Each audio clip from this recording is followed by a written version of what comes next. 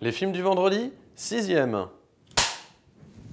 I did not hit her. It's not true. It's bullshit. I did not hit her. I did not. Oh, hi, Mark. Salut à tous et bienvenue dans les films du vendredi. Aujourd'hui, je vais revenir sur le nouveau film de Jordan Peele, après l'excellent Get Out, sorti il y a 2 ans. Un film qui avait reçu l'Oscar du meilleur scénario original et qui était tout à fait mérité. C'est vrai que pour un film d'horreur, j'avoue que j'avais été agréablement surpris. C'est-à-dire que le genre de l'horreur en général n'a malheureusement pas, on va dire, une bonne réputation en général. Enfin, on considère que c'est du cinéma bis, quoi, de la série B. Ce qui est compréhensible étant donné qu'on est dans le film de genre. Donc c'est vrai que dès que c'est codé, on a tendance à dire que bon, on sait à quoi s'attendre. C'est du cinéma purement de divertissement. Et j'avoue qu'avec Get Out, il s'en était bien sorti parce qu'il avait utilisé justement le genre de l'horreur pour parler du racisme, mais aussi et surtout de l'hypnose et du fait de contrôler, de pouvoir contrôler des aides pour leur faire faire ce dont ils n'ont pas envie de faire. C'est-à-dire on peut vraiment utiliser l'hypnose de manière très malsaine. Et donc voilà, c'était intéressant de montrer ça parce que l'hypnose est quelque chose qui est tout à fait... qui existe quoi, dans la vie de tous les jours, donc c'était très très fort. Et là, il nous revient donc avec Us, un film dans lequel une famille noire américaine débarque donc dans leur maison de vacances à Santa Cruz en Californie, et ils vont découvrir un soir comme ça dans leur jardin leurs équivalents, leurs doubles en fait. Donc vous avez effectivement d'un côté la vraie famille et puis l'autre famille, la famille qui est là donc pour de très mauvaises intentions. Vous le comprendrez dans le film. Alors ce qui est justement un peu difficile en parlant de ce film, c'est que justement tout l'intérêt finalement au niveau psychologique, je dirais, intervient à la fin, je trouve, selon moi. C'est-à-dire que pendant tout le milieu du film, on est plus dans une parodie de slasher, ou en tout cas une comédie utilisant les codes du slasher movie, vous savez, donc ces films sortis dans les années 80, ça c'était le boom du slasher, c'était dans les années 80, donc c'était des films dans lesquels on mettait en scène en fait des serial killers, en fait des croque-mitaines, qui poursuivaient des adolescents pour les trucider, etc. Ce qui a beaucoup marché dans les années 80. Ça s'est un petit peu calmé dans les années 90, mais il y a eu un retour notamment avec Scream de Wes Craven. Ça, c'était justement les slashers qui commençaient un peu à affaiblir, donc il fallait trouver une autre manière de faire du slasher. Et Wes Craven avait trouvé l'idée justement de prendre de la hauteur par rapport au genre et justement de questionner le genre slasher au sein du film d'horreur, donc c'était vraiment bien fait. Et après c'est vrai que je trouve qu'on s'était un peu perdu dans le film d'horreur, en tout cas dans le film d'horreur divertissant, accessible, populaire, mainstream.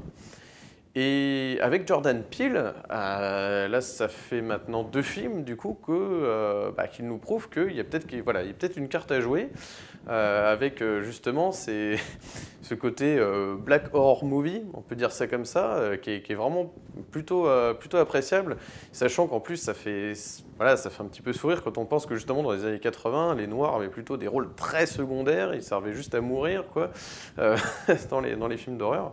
Tout ce qui était Vendredi 13, Les Griffes de la Nuit, donc les Freddy, Halloween, etc. Et ce qui est intéressant dans ce film, justement, dans Us, c'est que, justement, la famille maléfique devient, si vous voulez, reprend des codes un peu des slasher movies, c'est-à-dire que vous avez certains membres de la famille qui vont avancer lentement pour rattraper une proie, alors que la proie justement est en train de courir, elle trace sa route et l'autre a juste le bogeyman a juste à marcher et rattrape dans le plan suivant sa victime, donc ce qui est quand même assez drôle. Donc on retourne dans ces codes-là, mais là c'est un peu plus parodique parce que au niveau des dialogues, c'est extraordinaire, quoi. Ça m'a fait un peu penser, alors on n'en parle jamais de ce film, mais You're Next, qui était vraiment un slasher. Alors là, je n'ai pas compris pourquoi il est passé inaperçu. Franchement, c'était hilarant ce film, mais c'était fait pour quoi. C'est-à-dire que vous aviez quand même de la tension, etc. Mais vous aviez un slasher un peu de ce style-là. Alors évidemment, il n'y avait pas tout le côté politique ou alors psychologique derrière, c'était vraiment de la grosse poilade, mais c'était bien fait. Et ouais, je trouve qu'il est passé un peu inaperçu et pourtant il est sorti il n'y a pas si longtemps, quoi. Et voilà, bon, alors après, moi je suis. Enfin, dès l'intro, je trouve qu'on retrouve quand même une esthétique très forte.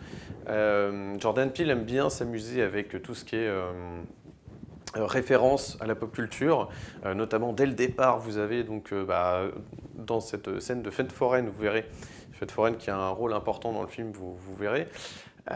Justement reprend les codes du clip Thriller de Michael Jackson en fait, avec cette petite enfant noire qui avec sa pomme d'amour et tout, enfin c'est un truc, on est dans du clip quoi, c'est assez fascinant. Et elle a le t-shirt de Thriller justement, et ouais ça c'est vraiment excellent. Donc alors évidemment, comme vous en doutez, on est dans un film qui parle des doubles, donc on s'attend à avoir des jeux de miroir, etc. Il y en a, mais pas beaucoup. Moi, je m'attendais justement que visuellement, en termes de mise en scène, on s'intéresse plus à, je sais pas, à faire plus de scènes où il faudrait voir là, dans ce tel miroir, et donc ça reflèterait, vous savez, je sais pas, un peu comme dans Volte-Face, voilà, où il y aurait un peu un jeu comme ça. Et en fait, finalement, il n'y en a pas du tout, mais c'est, voilà, on part de ce postulat-là, en fait, au début du film, et à la fin, il y a une grande révélation, évidemment, je ne peux rien vous dire, mais ouais, c'est assez fascinant. Alors, c'est beaucoup plus explicatif que dans Get Out. Get Out, voilà, laissez plus part à la propre interprétation du spectateur, etc. Là, c'est plus... ouais, là, c'est nettement plus explicatif. Mais c'est pas pour autant que c'est pas glaçant et fascinant, quoi. Hein. Évidemment, les 3/4 du film, vous allez vous marrer, hein, parce que c'est quand même très axé sur l'humour. Enfin, notamment les jeux avec la musique.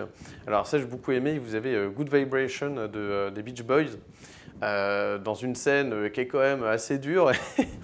Mais en même temps, c'est pris tellement sur le ton de l'humour que finalement, voilà, on est dans ce genre de films d'horreur qui sont faits, comment dire, qui arrivent à divertir. C'est-à-dire que ce n'est pas un truc gore, malsain à la Hostel ou je ne sais pas quel film un peu comme ça, La Colline à des yeux ou les trucs, ou pire, La Dernière Maison sur la gauche, les trucs hyper trash, hyper violents ou Massacre à la tronçonneuse. Enfin, il y en aurait tellement à citer, mais on n'est absolument pas dans ce trip-là. C'est-à-dire que là, c'est vraiment ouais, on est dans de l'esthétique, on est dans du cinéma vraiment, mais sans être popcorn. Hein. Voilà, on n'est pas vraiment non plus dans du cinéma complètement popcorn. Hein. Toutes les scènes sont réfléchies, sont maîtrisées, sont bien écrites. Il y a un vrai travail de scénario.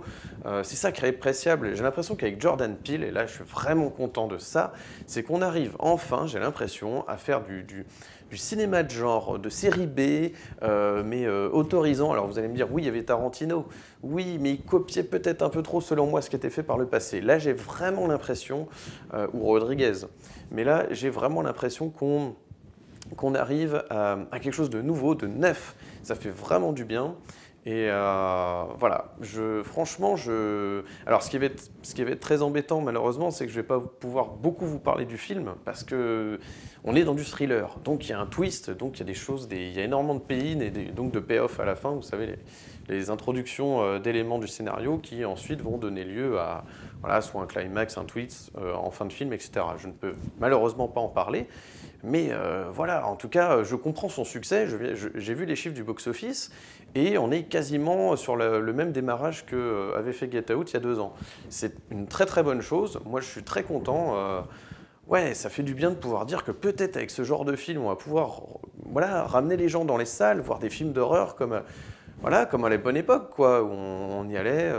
Mais sauf qu'aujourd'hui, voilà, avec un petit peu plus de recherche dans le scénario, avec vraiment voilà, des images fortes, rien qu'avec l'intro du générique, vous verrez, alors c'est pas un travelling, hein, c'est un zoom arrière, qui a été utilisé d'ailleurs dans Get Out aussi au début. On a la même typo d'ailleurs, mais dans une couleur différente. Dans Get Out, c'était en bleu, là je crois que c'est en rouge. C'est en rouge, c'est même sûr. Et donc voilà, il reprend un petit peu quand même sa marque de fabrique, comme s'il commençait une série de films un peu comme ça, de Black Horror Movie, je sais pas comment dire autrement. Mais ouais, ouais, j'attends le prochain avec impatience, quoi. C'est vraiment, voilà, le mec a créé une série au cinéma indirectement, mais sans faire des suites. Il aurait très bien pu faire Get Out 2, ça aurait été complètement enfin stupide de faire une suite là-dessus. Et voilà, et je pense qu'il a eu l'intelligence de comprendre que voilà, il peut prendre des ingrédients et à chaque fois prendre une recette gagnante en faisant des films différents. Alors ça rappelle un petit peu Halloween 3, justement, qui avait essayé de virer Michael Myers en disant non, mais on est capable de faire des films Halloween sans Michael Myers. Et donc c'était risqué, mais il y avait déjà une tentative de faire ça. Ça n'a pas marché, mais je comprends aussi pourquoi. C'est-à-dire que dans Halloween, vous avez le serial killer, c'est lui, voilà. Dans Vendredi 13, vous avez Jason.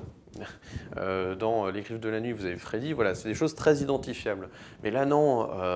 Là, ce qui est important, c'est pas le croque-mitaine personnellement.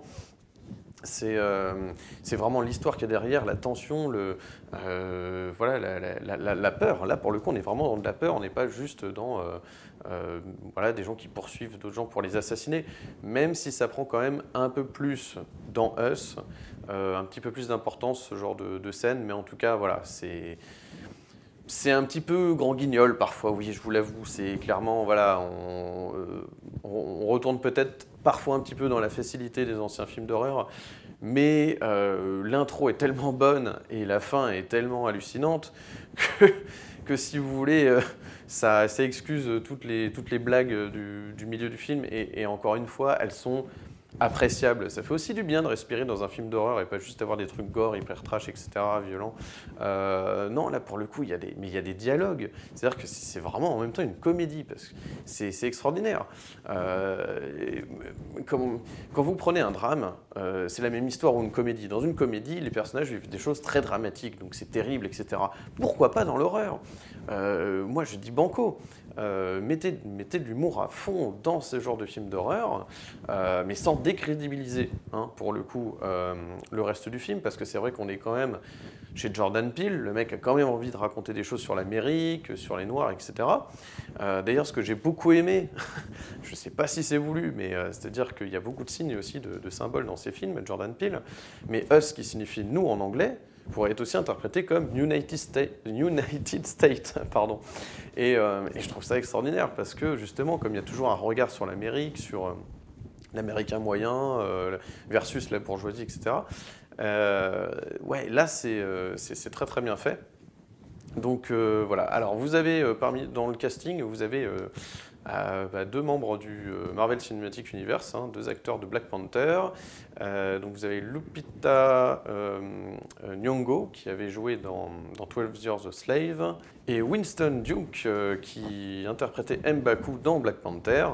Donc voilà, c'est assez marrant de voir ça. Bon, c'est pour la petite blague, mais ouais, non, franchement, je vous encourage énormément à voir Us. Alors avec votre petit ami pour créer un peu de frisson, ou alors avec des amis, ou alors même tout seul, ça marche très très bien. Si vous voulez y aller tout seul, pourquoi pas. Mais ouais, c'est un film à partager, quoi. Et ça, voilà. Pour le coup, moi, je pense quand même que c'est plus un film à partager. Et en plus, ce qui est génial, c'est qu'on peut débattre à la fin, parce que, voilà, c'est encore une fois, cette fin, bien qu'explicative, je la trouve très réussie. Donc ça fait vraiment plaisir. Voilà, Jordan Peele, pour moi, est un réalisateur qu'il va falloir suivre à l'avenir dans le genre de l'horreur, et je suis vraiment ravi de cela. Voilà. Bon, bah écoutez, je vais m'arrêter là. Voilà, je vais faire court cette fois-ci, parce que voilà, concernant ce film, ce serait vraiment dommage de vous spoiler pas mal d'éléments, mais sachez qu'il vaut vraiment le coup.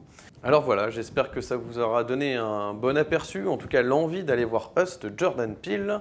Et pour ceux qui souhaiteraient découvrir mon tout premier court-métrage, eh bien, il s'agit d'un film d'horreur, court-métrage d'horreur que j'ai réalisé en 2013 et publié en 2014 sur une autre chaîne, dans lequel je réalise des courts-métrages avec mon ami Guillaume Le Prince Ringuet.